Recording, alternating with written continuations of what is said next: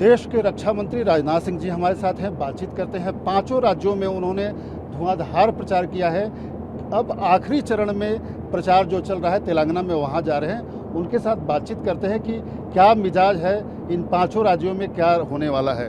राजनाथ सिंह जी, सबसे पहला प्रश्न, अभी राजस्थान चुनाव खत्म हुआ है और ताबड़तोड़ आपने वहाँ बहुत प्रचार किया है। क्या लगता है बीजेपी के लिए क्या प्रोस्पेक्ट्स है वहाँ?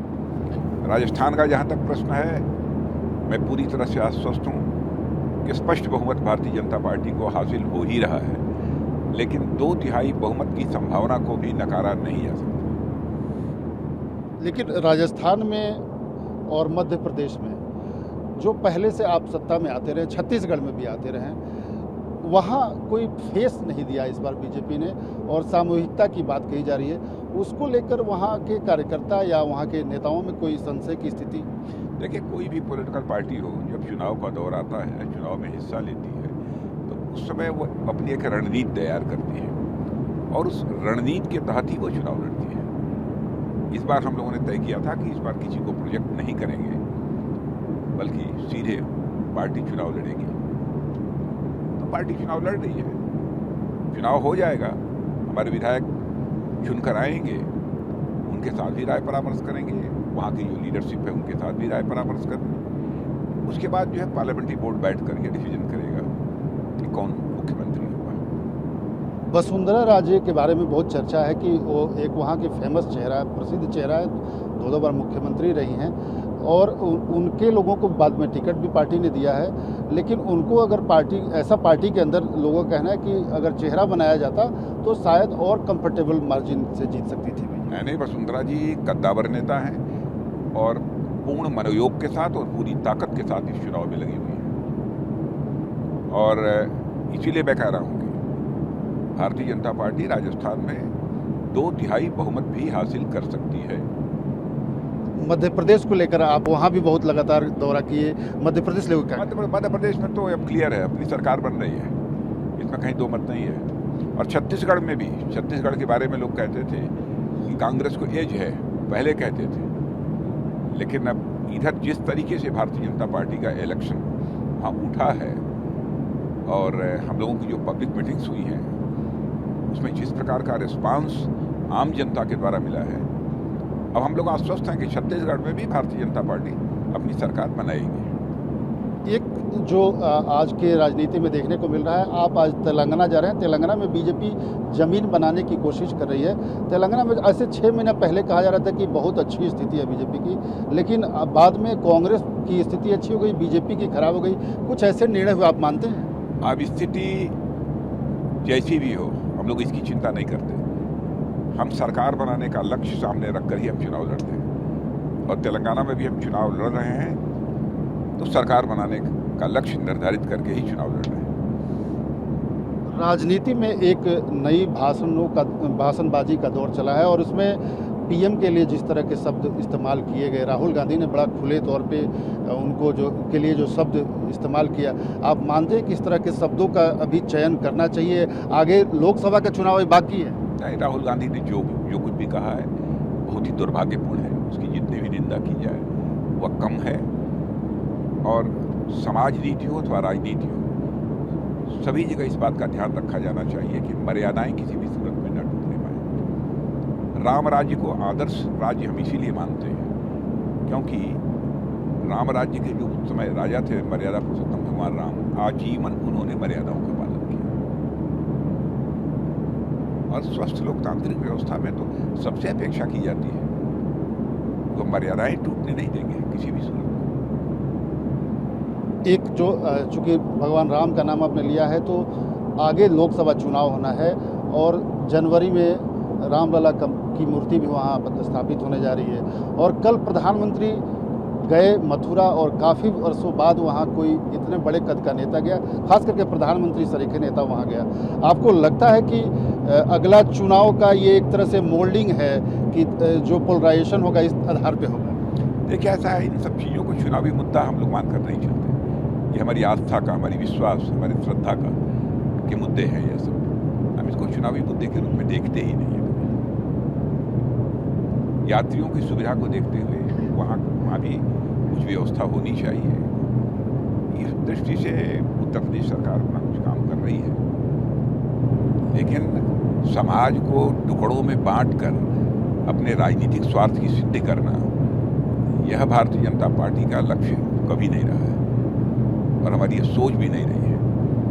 और जिस दार्शनिक अवधारणा को अथवा जिस विचारधारा को हम मानकर को लेकर हम राजनीति करते हैं, वह दार्शनिक अवधारणा अथवा वह विचारधारा हमें यह सब मैंने पूरे समाज को जाति पंथ मजहब के आधार पर बांटने की इजाज़त भी नहीं देती है।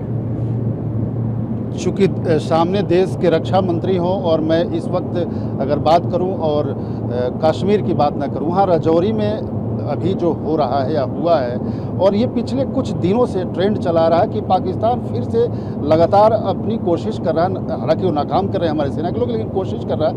आपको लगता है कि इसको थोड़ा सा टाइट स्पॉट दिखाने की ज़रूरत है? आज नहीं तो कल या कभी न कभी तो पाकिस्तान को इन हरकतों से बाज होना ही पड़ेगा।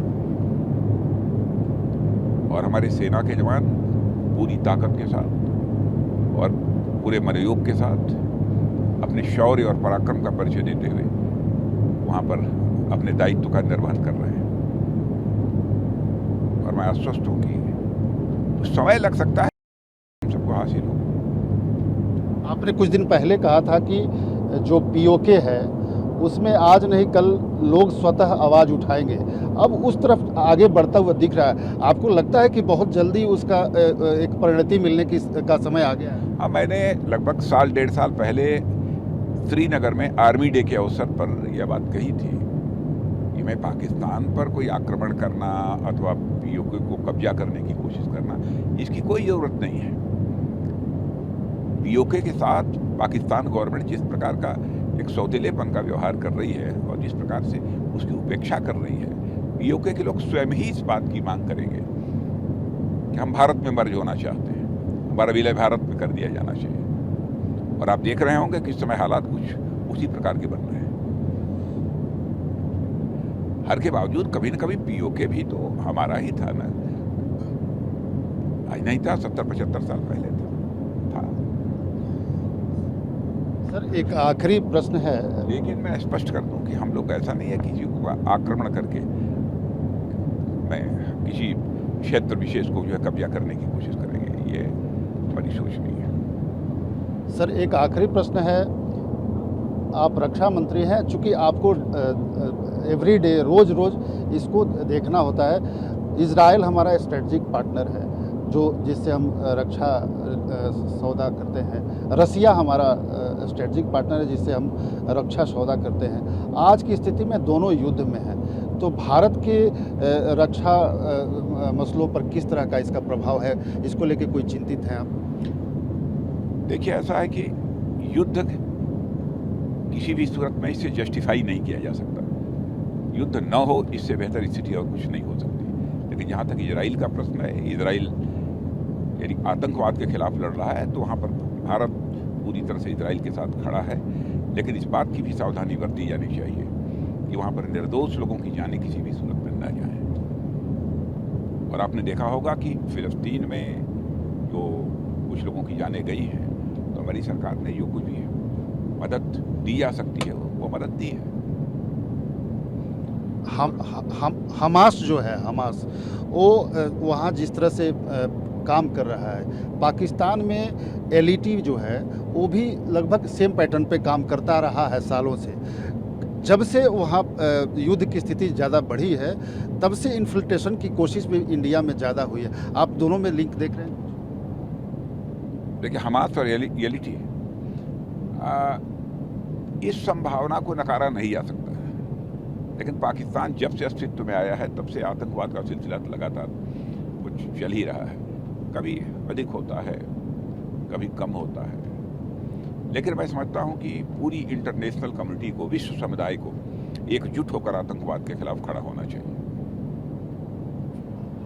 धन्यवाद सर।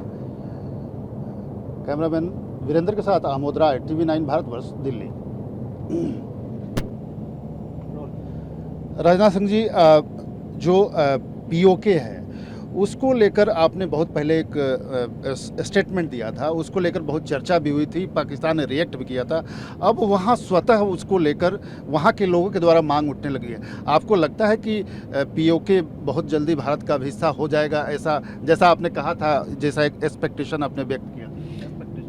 मैं समझता हूँ कि भारत को कुछ करने की आवश्यकता नहीं है, और पीओके भी जिस प्रकार के हालात बनते जा रहे हैं और पाकिस्तान की गवर्नमेंट के द्वारा जिस तरीके से उसकी उपेक्षा की जा रही है, हो सकता है, इस संभावना को नकारा नहीं जा सकता है कि पीओके के लोग स्वयं ही यह मांग करें कि हम भारत में मर्ज होना चाहते हैं। दूसरा प्रश्न उसी से जुड़ा हुआ, चूंकि कश्मीर पे बात कर रहे हैं हम लोग, तो कश्मीर से जुड़ा हुआ एक और प्रश्न है कि पिछले कुछ दिनों में लगातार इन्फिल्ट्रेशन की घटनाएं बढ़ी हैं, और अभी हाल में 3 दिन पहले से जो घटनाएं घटी हैं वहाँ पे रजौरी में, और हमारे सेना के लोग शहीद भी हो गए उसमें, तो आपको लगता है कि पाकिस्तान को मुंह तोड़ जवाब देने का वक्त आ गया है, या पाकिस्तान पे कुछ कार्रवाई का वक्त आ गया? नहीं, देखिए, ऐसा है कि जो भी आतंकवादी जो वारदातें होती हैं उसमें हमारे सेना के बहादुर जवान अपने शौर्य और पराक्रम का परिचय देते हुए उसका मुकाबला कर रहे हैं। बड़ी संख्या में आतंकवादियों का सफाया किया है। ये विडंबना है कि कभी कुछ घटनाएं हो जाती हैं छिटपुट, लेकिन इस आतंकवाद पर हम विजय हासिल करेंगे, इतनी बात मैं विश्वास के साथ कह सकता हूं, क्योंकि मुझे अपने सेना के जवानों के शौर्य और पराक्रम पर मुझे पूरा विश्वास है।